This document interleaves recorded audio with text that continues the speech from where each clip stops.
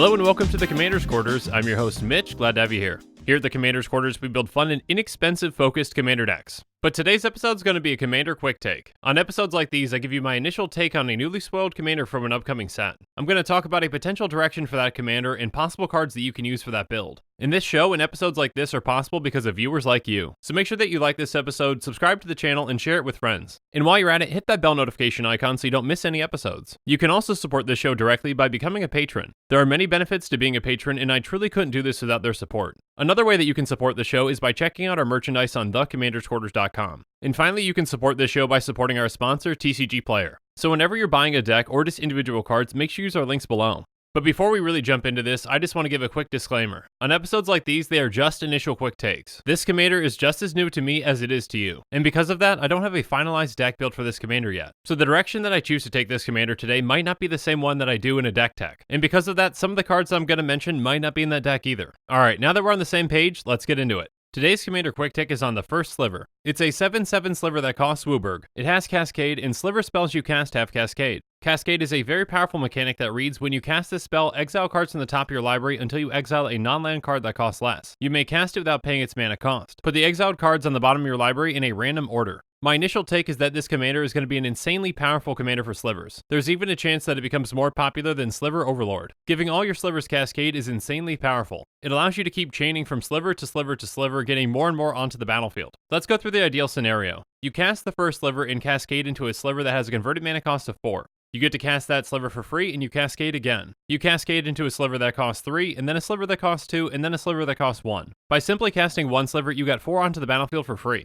Now again, this is an ideal scenario, but it's not too far off from what could happen. If your deck is built correctly, you can easily get multiple Slivers off of one cast. We are building this deck on a budget though, so we definitely have to keep that in mind. We've built budget Slivers before around Sliver Hivelord. With a budget mana base, it can be very difficult to build a 5-color deck. So with Sliver Hivelord, we decided to build it in Naya colors. In my opinion, red, green, and white are just the 3 best colors when it comes to budget Slivers. Now the first Sliver is somewhat different because it can help us cheat on mana cost. So we have a little bit of leeway, but not a lot, so we're still going to focus on Naya colors. Regardless, we still have to cast our Commander for this deck to be effective, so we need to fix our mana as much as we can. So we're going to run a decent amount of ramp and fixing cards like Pillar of Origins, Gemhide Sliver, and Mana Weft Sliver. Pillar of Origins can tap for any color of mana, but only if we're using it to cast a Sliver. That's really not a downside though, because the majority of this deck are going to be Slivers. Again, the more Slivers that we're running, the easier it is for us to cascade from Sliver to Sliver. And then Slivers like Gemhide Sliver and Mana Weft Sliver are absolutely crucial for this deck. They make it so that all of our Slivers can tap to add 1 mana of any color to our mana pool. Not only does this ramp us a ton, but it fixes all of our mana fixing issues. With all this cascading, we're going to have a ton of Slivers entering the battlefield. So we're going to use Slivers like Harmonic Sliver, Constricting Sliver, and Lava Belly Sliver to take advantage of that. Harmonic Sliver helps us deal with artifacts and enchantments, and then Constricting Sliver is good at temporarily dealing with creatures. And then there's Lava Belly Sliver, which is a new card from Modern Horizons. It says, Sliver creatures you control have, when this creature enters the battlefield, it deals 1 damage to target creature or planeswalker and you gain 1 life. This is a fantastic addition that can not only get rid of threats, but it can also gain us a ton of life.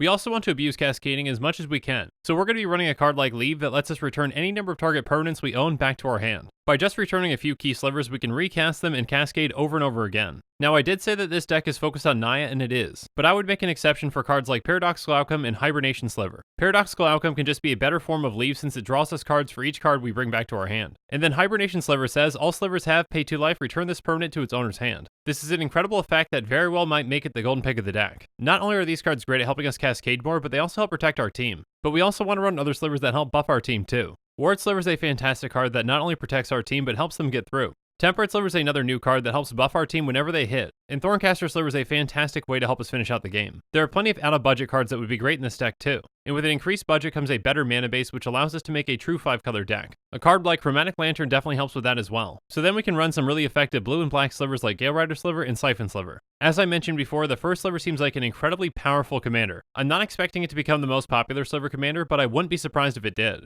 But I really want to hear your thoughts on this take, so why don't you let me know in the comments below. And make sure that you're following us on social media for more updates and sneak peeks on future episodes. Links to our social media accounts can be found in the description. Also in the description below is a link to the Commander's Quarters Patreon page, and I just want to say a quick thank you to the patrons who have subscribed so far. There are many benefits to being a patron for the Commander's Quarters, including being able to vote on future Commanders for deck techs. There's even a general level tier where you get your own personalized deck tech dedicated to you.